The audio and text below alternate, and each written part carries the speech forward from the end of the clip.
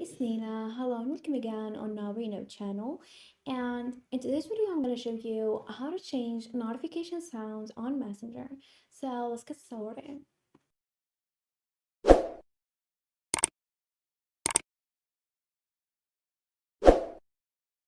Well, after getting the app and to change the notification sound on Messenger, then tap on the hamburger icon at the top left corner. And now tap on the gear icon at the top right corner.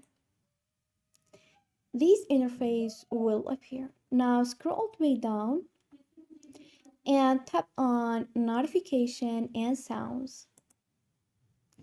And here, make sure that notification and sound is turned on. Now tap on customize notification. And here we got sound option. So tap on it. Now tap on pre-installed ringtones. So this is the default sound notification. Now to change it, you can choose one of these options.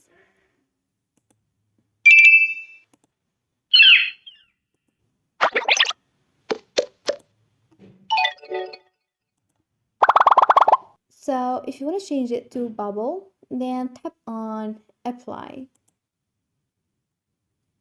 And then hit OK.